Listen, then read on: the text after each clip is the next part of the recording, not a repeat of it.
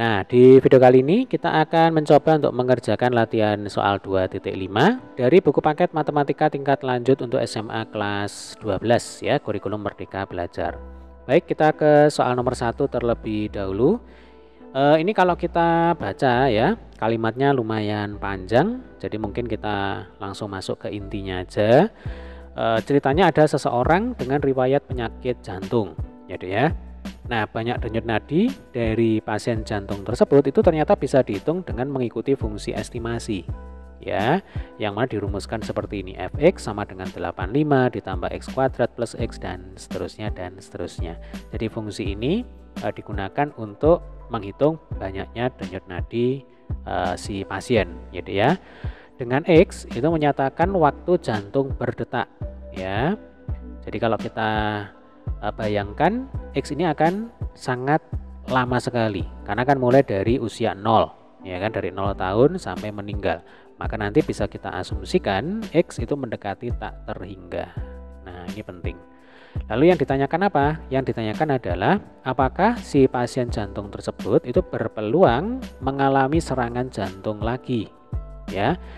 Nah, di sini diasumsikan apabila variabel yang menyebabkan penyakit jantung itu kambuh atau tidak hanya dilihat dari jumlah atau banyak denyut nadi seseorang, yang mana standar denyut nadi manusia normalnya dari 60 sampai 100 kali per menit, ya. Nah, sehingga untuk soal nomor 1, langkah awal adalah kita akan hitung dulu, kita akan tentukan dulu kira-kira berapa jumlah atau berapa banyak denyut nadi si pasien jantung ini, ya. Nah, caranya bagaimana? Caranya kita menggunakan konsep limit ya, karena kan x-nya mendekati tak hingga. Berarti di sini bisa kita langsung tulis ya. Limit x mendekati tak hingga untuk fungsi estimasi yaitu 85 ya kan, ditambah x kuadrat ditambah x dikurangi 2. Kemudian ini dikurung ya, dikalikan dengan cos 1 per x min 1. Lalu ini kita bagi dengan x kuadrat dikurangi 2x ditambah 1. Nah, ini dikurung aja ya supaya nggak bingung, karena ini kan satu kesatuan. Nah, ini kalau kita masukkan x sama dengan tak hingga ya secara langsung, maka nanti kita akan ketemu dengan limit bentuk tak tentu. Ya, sehingga fungsi ini harus kita istilahnya kita ubah ya, kita manipulasi. Bagaimana caranya supaya kita nanti tidak ketemu dengan limit bentuk tak tentu. Nah, ini kalau kita amati, ini ada penjumlahan dua fungsi ya. Anggap ini fungsi pertama, ini fungsi kedua. Maka ini bisa kita pecah. Nah, sehingga kita tulis begini. Limit x mendekati tak hingga untuk fungsi konstan 85 ya, kemudian kita tambah dengan limit x mendekati tak hingga untuk fungsi x kuadrat ditambah x dikurangi 2, lalu kita kalikan dengan cos 1 per x min 1, kemudian kita bagi dengan x kuadrat dikurangi 2x ditambah 1. Untuk limit x mendekati tak hingga fungsi konstan 85 ini sudah langsung aja ini ya, sudah ketemu hasilnya ya sama dengan 85 kan gitu. Nah, sementara untuk yang di sini kalau kita tes lagi, kita masukkan x sama dengan tak hingga lagi, maka nanti kita akan kembali ketemu dengan limit bentuk tak tentu ya. Maka ini harus kita kita ubah lagi nih ya. Coba di sini ada persamaan kuadrat, ini juga ada persamaan kuadrat, ya kan? Maka ini bisa kita faktorkan ya. Harapannya nanti bisa kita coret. Nah, ada efek pencoretan. Oke, berarti ini sama dengan 85 ditambah limit x mendekati tak hingga. Yang atas ini kita faktorkan ya, Dek ya. Nah, seperti ini. Yang bawah ini juga kita faktorkan. Nah, lalu kita kalikan dengan cos 1 per x min 1 ya. Kita tulis di sini itu nggak masalah ya, sama aja nih. Cos dalam kurung 1 per x min 1. Nah, seperti ini. Coba kita faktorkan dulu persamaan kuadrat yang di atas ya. Berarti kita cari dua angka yang kalau dikalikan hasilnya min 2, kalau dijumlah hasilnya plus 1.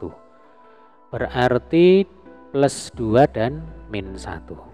Ya kan? Lalu yang bawah kita cari dua angka, kalau dikalikan hasilnya sama dengan 1. Lalu kalau dijumlahkan hasilnya min 2, berarti berapa? Min 1 dan min 1. Nah, ini min 1, ini min 1. Oke, berarti di sini ada faktor yang bisa dicoret ya. X min 1, yang bawah X min 1. Kemudian ini kalau kita tes lagi, kita masukkan X sama dengan tak hingga ya. Ternyata kita masih ketemu dengan limit bentuk tak tentu.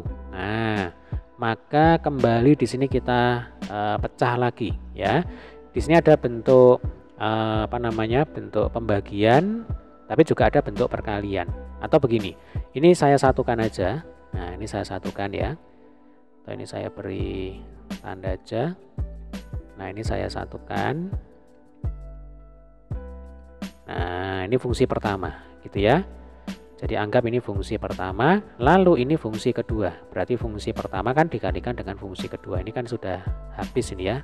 Nah, sudah habis riwayatnya ini. Berarti tinggal dikalikan aja di sini. Ini fungsi pertama dikali fungsi kedua ya. Oke. Mungkin kita akan kerjakan satu persatu aja. Jadi fungsi yang pertama yaitu limit X mendekati tak hingga X plus 2 dibagi dengan X min 1. Nah, ini kita bisa menggunakan cara cepat sebenarnya. Jadi kalau untuk X mendekati tak hingga, cukup kita amati derajat tertingginya. Di sini ini kan polinomial, ya ini monomial, ya polinomial yang berderajat 1 disebut sebagai monomial. Nah, karena di sini monomial, berarti pangkatnya yang atas 1, yang bawah kebetulan juga sama ya. Nah, ini sama-sama 1. Maka nanti kita cek koefisiennya. Ya, di sini kan koefisien 1, yang ini juga 1. Berarti nanti nilai limitnya 1/1 sama dengan 1. Selesai sebenarnya. Itu kalau menggunakan cara cepat. Tetapi kalau mau menggunakan cara konsep ya, berarti masing-masing polinomial ini kita bagi dengan variabel yang memiliki derajat paling tinggi. Nah, variabel yang memiliki derajat paling tinggi ya X pangkat 1 ini. Nah, berarti nanti atas dan bawah kita bagi dengan X jadi ya. Jadinya nanti gini. Nah, limit X mendekati tak hingga. Ini cara konsep ya. Jadi X plus 2 dibagi X. Kemudian dibagi X min 1 dibagi dengan X. Berarti limit X mendekati tak hingga, yang atas ini berarti 1 ditambah 2 per X. Kemudian kalau yang bawah berarti 1 ditambah 1 dikurangi ya. Nah, 1 dikurangi 1 per X. Nah, baru ini kita masukkan X sama dengan tak hingga ya. Berarti 1 ditambah 0. 2 dibagi bilangan yang sangat besar sekali itu 0. Dibagi dengan 1 dikurangi ini juga 0. Nah, ini sama dengan ya. Berarti 1 dibagi 1 sama dengan 1. Ya. Jadi dengan cara konsep maupun cara cepat hasilnya ya sama saja, sama dengan 1 gitu ya. Kemudian untuk yang ini, limit. Nah, kita kerjakan di sini aja. Limit X mendekati tak hingga untuk fungsi cos 1 per X min 1. Nah, ini kalau kita masukkan X sama dengan tak hingga secara langsung ya, berarti kan cos 1 dibagi dengan tak hingga. Tak hingga dikurangi 1 itu tak hingga. Nah, 1 dibagi bilangan yang sangat besar sekali itu ya berarti sama dengan 0 ya kan. Artinya cos 0 ya itu akan sama dengan 1. Berarti limit X mendekati tak hingga untuk cos 1 per X min 1 itu sama dengan 1. Nah, atau kalau mau gerak lambat begini caranya. Jadi cos dalam kurung 1 per tak hingga sama dengan cos 0 derajat ya kan, atau cos 0 radian. Nah, kita nggak pakai satuan ya. Cos 0 radian sama dengan 1. Gitu, cukup ya. Berarti sebentar.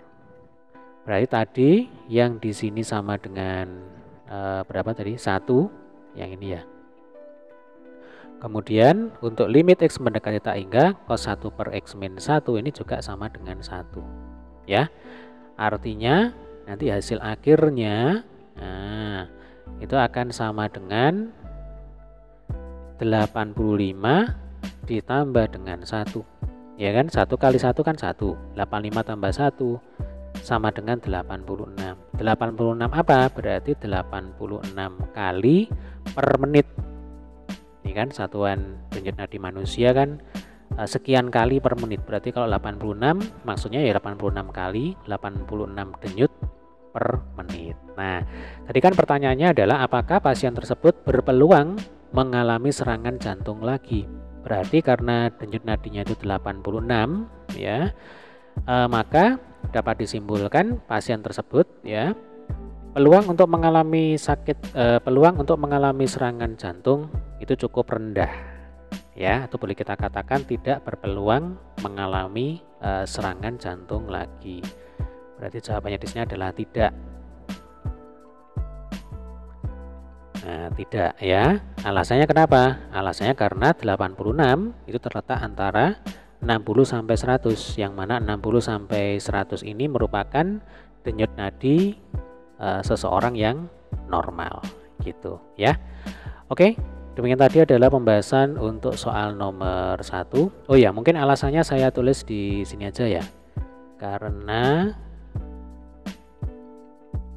denyut nadi berada pada range yang normal, berada pada standar denyut nadi normal. Nah, ini saya sisipkan di bawah sini ya, maaf ini. Nah, gitu ya. Jadi tidak berpeluang mengalami serangan jantung kembali. Alasannya karena denyut nadi pasien ya berada pada standar denyut nadi yang normal. 86 itu terletak antara 60 sampai dengan 100 kali per menit gitu. Oke, demikian tadi adalah pembahasan untuk soal nomor 1. Terima kasih.